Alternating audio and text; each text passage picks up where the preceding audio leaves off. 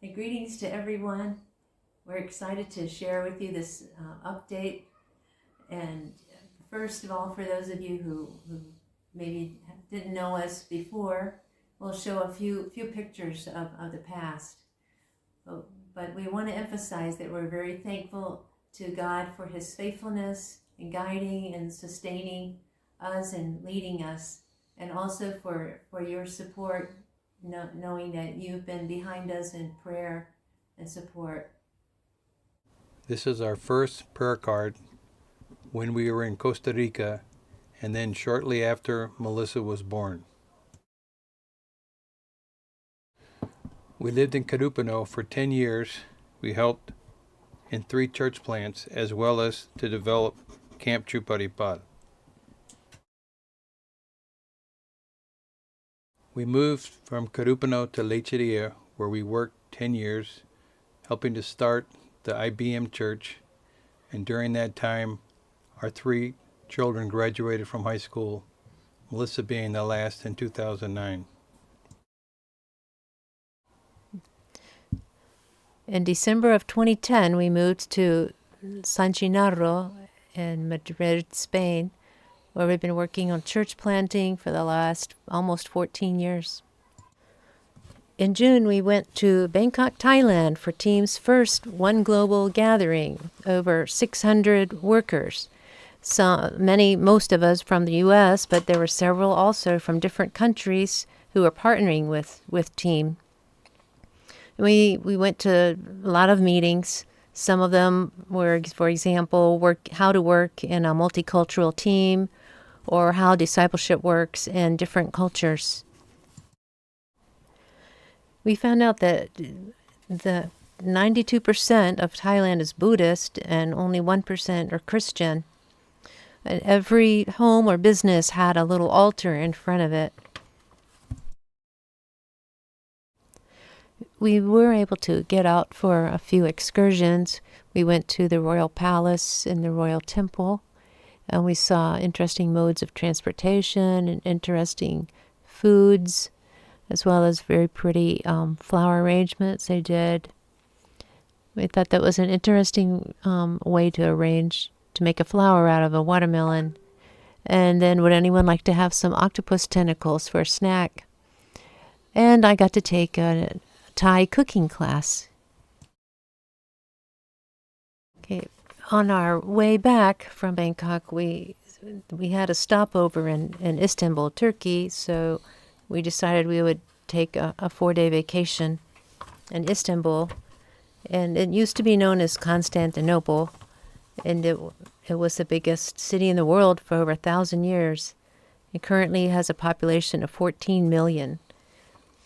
We were impressed with how many mosques there were everywhere we looked. We visited the inside of 2 of them, the Blue Mosque and the Hagia Sophia. An interesting note is this last picture. They covered up the Christian mosaic of with Mary and infant Jesus, so that it could not be seen from the floor.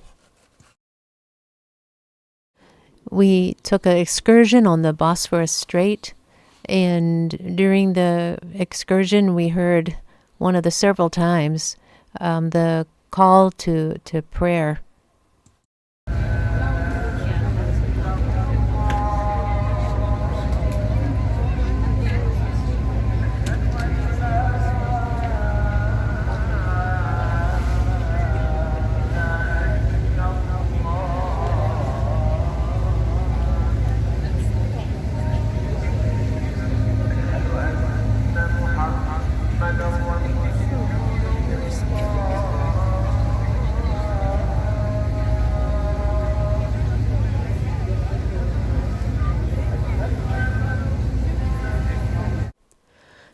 The Basilica cistern used to hold the water to supply the royal palace.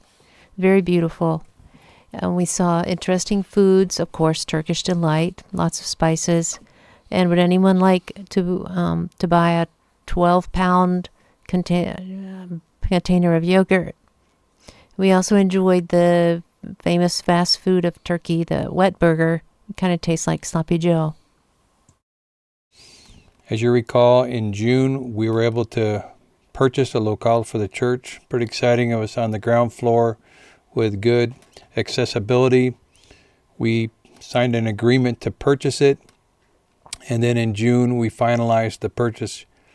Only problem was that it took us about 2 months to get all the documents that we needed to get in line, the permission from the government, different licenses to begin construction.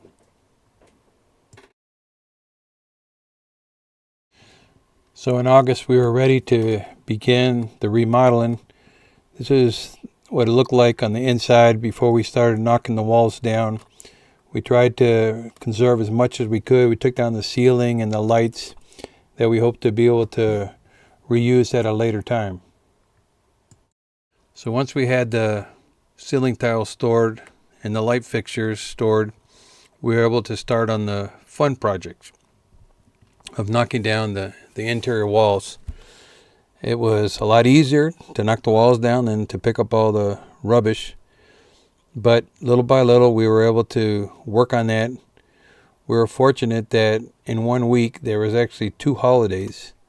So on Thursday and Saturday, we had work teams that came out to the church, and everybody did a great job. We were hauling out to the 2 containers, and at the end of the day, we had 2 containers that were full. So this gives you an idea of what it looked like once we hauled off all the rubbish. So this is what I said was the sanctuary area, and then it'll be a walk through to where the Sunday school rooms will be at. So, as I said, the construction guy is working, has his tool here to work on construction, but this will be the classroom areas and the bathrooms. This is the future area for the classrooms.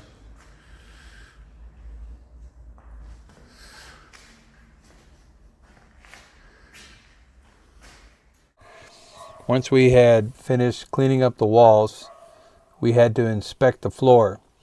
And one thing that we didn't realize when we bought the building was that there was a basement underneath our locale. So we were concerned about the weight bearing of the floor.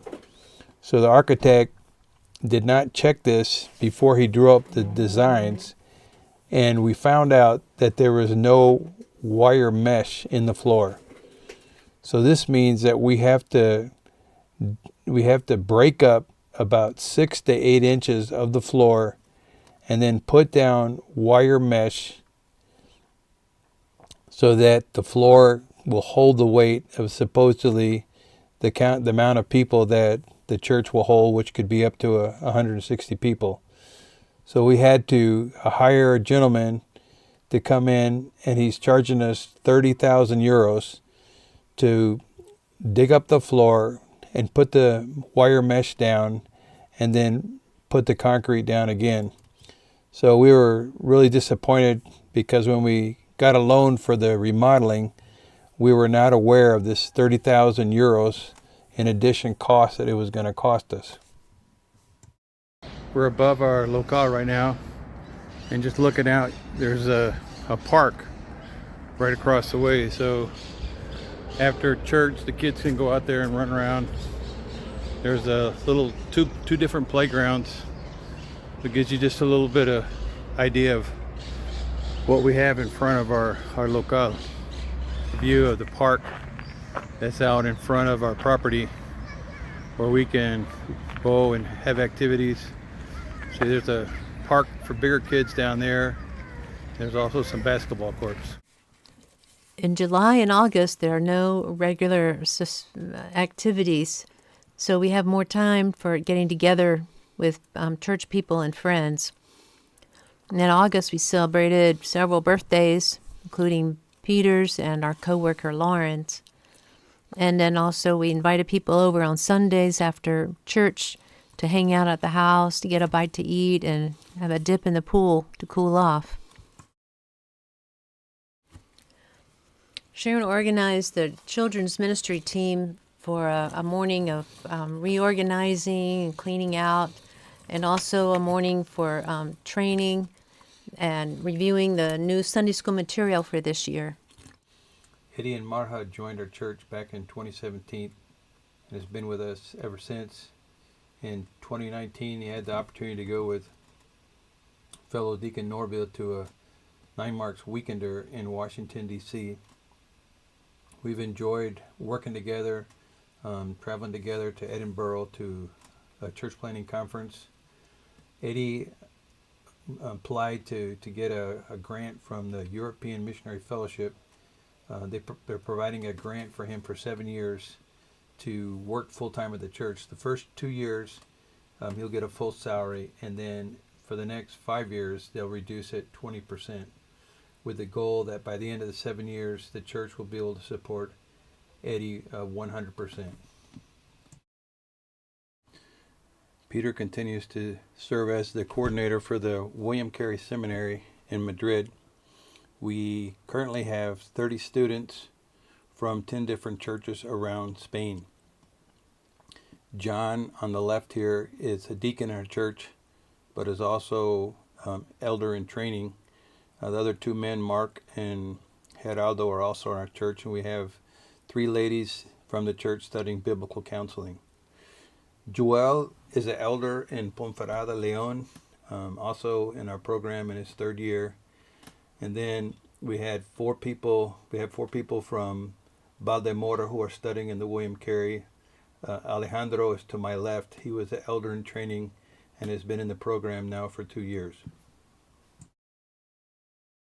The Valdemoro Church started off as a Bible study there in a home in Valdemoro. Alejandro contacted our church about the possibility of coming alongside of him and mentoring him. They wanted to see a healthy church planted in Valdemoro. So 4 other people from their church have been a part of the William Carey Seminary. And 2 weeks ago, I had the privilege, along with Eddie and 2 other leaders, Caleb and Hernan, who also serve as facilitators in the William Carey Seminary, to install Alejandro as the elder of the church. Madrid is strict in the summertime about fires, so to have a church barbecue, we have to leave the state. There's a nice park about an hour and 20 minutes away. So we've come here 3 times over the years. Nice waterfall to visit. We had a good time, a fellowship, but towards the end, we had the adventure of starting to rain. But fortunately, we had a big tarp, kind of make a makeshift way to hold it up. But we had a good time, great fellowship. Everybody was in good spirit, and a great day at the park. In closing, just wanted to share that for a fun time, Sharon and I have really enjoyed hiking here in Spain, hiking the Camino de Santiago. There's actually 15 different routes. So we've hiked a number of them, and here we are celebrating our anniversary, just being out, enjoying the outdoors, spending time together. And we just like to thank you for your partnership, for all you've done. We appreciate you. God bless you. And thank you for this opportunity to allow us to share about the ministry here in Spain.